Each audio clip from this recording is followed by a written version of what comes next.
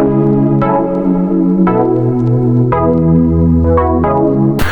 semuanya, perkenalkan kami dari kelompok 3 Konsep Dasar PKN SD ingin memberikan upaya meningkatkan pemahaman siswa terhadap norma.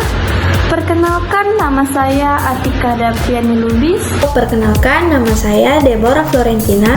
Perkenalkan, saya Faiza Arsila. Perkenalkan, nama saya Yemima Saferia Maras Siregar. Perkenalkan, nama saya Yesepin Edwina.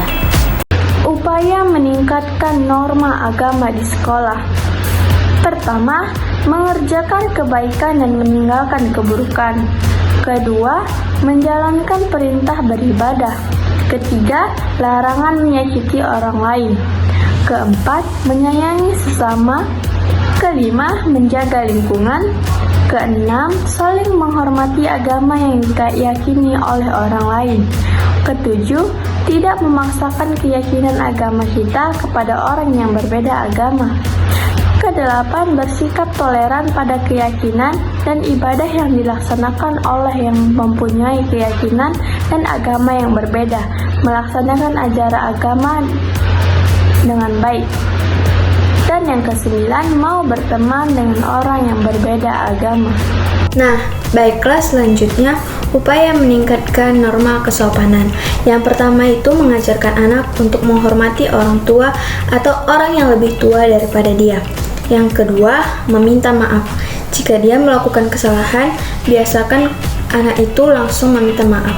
Yang ketiga, ajarkan anak untuk tidak menjawab ulang atau dengan menggunakan kata-kata yang kasar.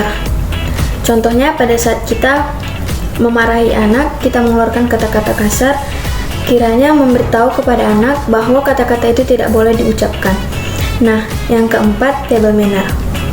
Kesopanan pada saat kita ada di meja makan. Yang kelima, mengucapkan kata tolong dan terima kasih. Yang keenam, menghormati sesama teman. Nah, apapun perbedaan di lingkungan sekolah ataupun di lingkungan rumah, kita harus mengajarkan kepada anak itu untuk saling menghormati. Selanjutnya, memperlakukan orang lain seperti memperlakukan diri sendiri. Contohnya, tidak ada perbedaan antara diri sendiri dan temannya. Selanjutnya, tidak pelit akan pujian. Dan yang terakhir, membantu orang yang membutuhkan atau orang yang sedang lemah.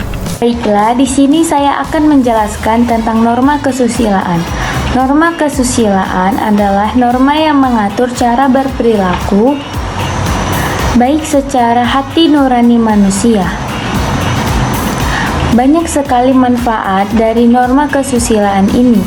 Salah satu manfaatnya sebagai petunjuk dalam bersikap dan bertingkah laku atau sebagai petunjuk dalam memutuskan segala hal, baik itu hal yang baik maupun hal yang buruk. Upaya dalam meningkatkan norma kesusilaan. Yang pertama, selalu menggunakan kata terima kasih, maaf, dan tolong. Ketiga kata tersebut harus kita lakuin atau harus kita ucapkan dimanapun kita berada. Yang kedua, saling hormat menghormati dengan sesama. Baik itu muda, yang tua, kita saling hormat menghormati. Yang ketiga, ada berpakaianlah sesuai dengan situasinya. Yang keempat yaitu norma hukum. Norma hukum adalah suatu rangkaian aturan yang ditunjukkan kepada anggota masyarakat yang berisi ketentuan, perintah, kewajiban, dan larangan agar dalam masyarakat tercipta suatu ketertiban dan keadilan aturan sosial yang dibuat oleh lembaga-lembaga tertentu. Nah, ada juga norma hukum memiliki sifat memaksa, yaitu untuk melindungi kepentingan dalam pergaulan hidup di dalam masyarakat. Nah, norma hukum juga sebagai pelengkap norma-norma lain dengan sanksi tegas dan nyata.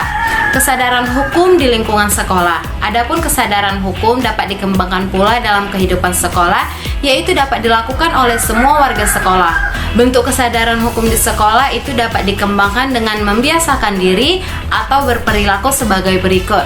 Yang pertama, menaati semua peraturan yang berlaku di sekolah. Yang kedua, memiliki sikap disiplin, baik disiplin waktu, disiplin belajar, maupun disiplin datang di sekolah, serta disiplin dalam pulang sekolah.